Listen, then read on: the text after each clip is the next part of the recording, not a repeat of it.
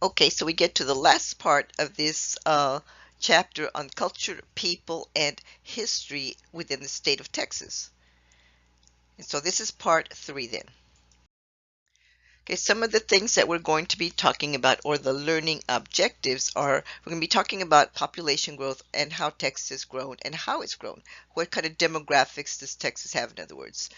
We're going to be talking about immigration, the role of immigration, the types of immigration that Texas has had and why they have had them, and some of the concerns and issues that Texas has had based on the way the population is growing here in the state. Okay, so we're going to be talking about what does Texas look like today then? What are the implications of migration? And what does that mean for Texas? But before we get to that, I want to talk a little bit about the types of migration or immigration. There's just a lot of talk on the news, not so much right now, but in the past that there's been a lot of talk about people coming to this country and the way that they come to this country. And so it kind of depends on, what kind of visas they can get. And I want to talk to you about some different types of migration that we have been facing, and especially, well, in the U.S., but especially here in Texas. Now, one thing that you have to know is that all of the immigration policy is at the federal level. It's U.S. immigration policies. The states have also had passed their own laws, enacted their own laws, but right now I'm going to talk to you about the U.S. level immigration policies. There's a difference between political migration, economic migration, and humanitarian migration. So political migration are the people that are seeking asylum or that they're refugees. That term has been in the news in the recent past quite a bit. When people want to come into this country, and usually they want to come in because they feel that they are being politically persecuted or due to their political beliefs that they feel that they might be killed, or it may even be for religious beliefs that they believe that they might be killed if they're living like in a country that's different from the majority religious sect. Okay, that's political migration. And they have certain benefits. Okay, then we have economic migration. And so economic migration is saying basically, I'm coming to this country because I can have a better life here. And so I want to come get a job here in the United States. And there's several ways that you can get a job here in the United States. There's documented ways of coming in legally with a visa and undocumented ways. So we're going to be talking about that as well. Now, what you have been seeing in the news is called really humanitarian migration, and we don't have any policies about humanitarian migration. And you're seeing people coming in from Central America and some from Mexico, but mostly from Central America because all of the gang violence that they have in Central America, and they're trying to flee because they fear for their lives. They feel from these gangs, such as the Maratrucha 13, and so they come up through Mexico to try to get to the United States.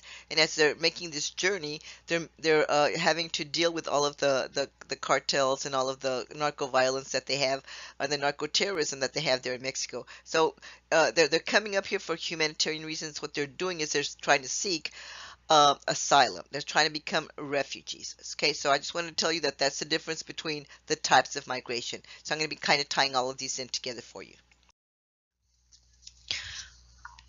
I mentioned, I think in one of the earlier lectures, that every 10 years we have a census, and this is 1920, and we're having a census now, or the 1920 census. That's going to be the latest census. Okay, so if you look at the number of the population growth or how much Texas has grown, because this is the population for Texas, from the 1970s there were 11.2 million, and in 2010, the last census data that we have, 25.1 million people. So it's kind of grown like, a lot, right? It's gone. So then the question is, all right, well then, what does this mean? What does this look like? Which demographics or which groups are growing at the fastest rate?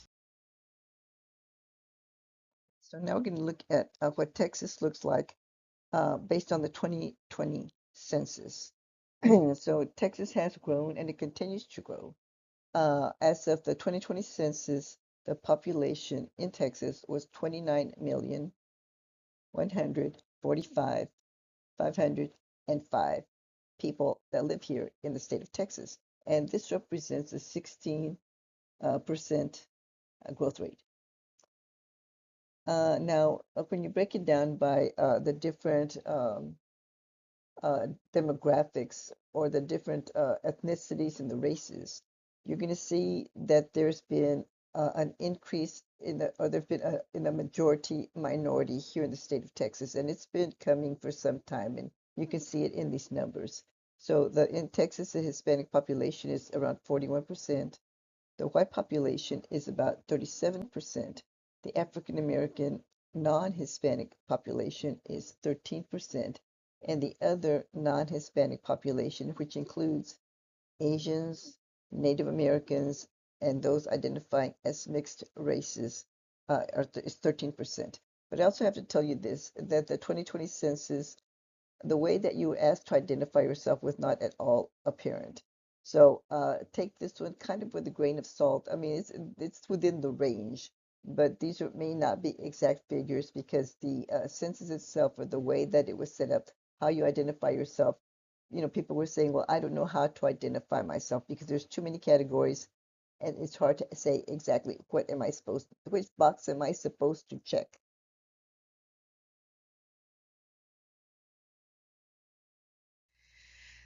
Okay, so some of the concerns that the people here in Texas had, or like our state leaders, they were saying, okay, well, we see that there is an increased population, and that the Latino population is going to, or the Hispanic population is going to become the majority minority. Okay, so when they're talking about that cohort, the cohort that they call Latinos or Hispanics, you can be called many different things, but basically they're making they're trying to make a differentiation between those that are here, that were born here, that are citizens, and the ones that are migrants. And the reasons that they're trying to make that distinction is because if you are a citizen and if you're a Latino type of heritage, you can qualify for any kind of assistance that might be out there, any kind of programs that are out there. If you come in and you do not have the documents, or if you are a resident, a permanent resident, you don't always qualify for everything right away. So anyway, so it's a concern for the states because they're saying, okay, well, what does that mean for the state of Texas in terms of their budget and the programs that Texas may need to provide. Now, Texas was not the only one that was doing this, though. Okay, let's talk about immigrants. So I said this topic of immigration has been hot on people's minds for a while, much more so recently than in the past, but for a while. So I'm going to talk about the types of immigrants first. I talked about political migration. Okay, and those are known as refugees. These are people that are coming in seeking asylum. The people that were spending time across the border waiting to get their asylum hearing, they're refugees because they want to be classified as political migrants. They want to be classified as asylum seekers. They want to be classified as refugees. Okay, then we have the temporary labor migrants. And so these are the ones that are coming across to, even like if they want to work the fields, or a lot of them do landscaping or construction or whatever, that they can be sponsored to come in and work a few years. I live in a townhouse complex, and the guy that does our landscaping and our lawn mowing and that kind of stuff, uh, he has a crew, and you could tell that they speak Spanish. And when I speak to them in Spanish or whatever. But anyway, so one time one of the neighbors was complaining to me that none of this guy's crew knows how to speak English. So I called him and I said, "Is it true that your crew doesn't know how to speak English?" And he says, no, they all know how to speak English. And he goes, why? And I said, well, this neighbor was saying that every time she tries to talk to him, they just say they can't speak English. And so he said, and then he says, well, maybe not to her. That was pretty funny. I thought that was pretty funny. But anyway, that's neither here nor there. But anyway, so what happens? And I said, well, where do they come from? He says, well, he goes down to, I think he told me like Oaxaca, which is more towards like the southern part of Mexico. And he says, I bring in like 20 guys, and they stay here 2 years, and then I'll take them back. I'll send them back. He says, then I'll go. Well, I think he takes them back. Then he goes and picks up another 20, and then they'll stay here for 2 years, and then he takes them back. So I mean, there's a way that you can do it legally, and there's a way that you can do it without documents, where you just come across and say, I'm going to take whatever job I can get and hope I don't get picked up by immigration, by La Migra. And so the people that come in without documents, these are the ones that live in the shadows. These are the ones that work either legally or illegally. They might work with somebody else's social security number, as I was saying a little while ago. So people that are working without any kind of documents. Then there's other kinds of legal migration. These are the ones that are coming in that are coming in to study. They're student workers. They might be, tourist visas. And then there's another type of way that you can come work legally, where they're not exactly temporary labor migrants. That one's called the HB2 part of the immigration system. And then the HB1 says if you are educated, if you have an advanced degree, which a master's or better, and if there's a need for your particular occupation, your particular type of professionalism, like engineers and computer scientists, nurses, doctors, that type of stuff, you can come in and we will sponsor you to get your green card. So a lot of the professors that we have here at this university that come from other countries, the university is the one that sponsors them, and it takes like 6 years to get a green card, though it takes a while, so it's not like an easy process. It takes a year. So these are all kinds of other types of people that come in, or the types of visas that you can come in under. Okay, so then back to what the state was saying. Well, so what does that mean for the state of Texas? Well, up until recently, okay, well, let me back up a minute ago. The last immigration laws that we have, it was 1996, but much of it was set up in the immigration laws of 1986. We have not had anything since 1996. And so when I'm saying that refugees, the people that seek asylum, are eligible for all types of services when they get here, that's changed. And it's not that the law has changed, it's how the rules to implement the law that has changed. And they were changed under the Trump administration by the use of executive orders.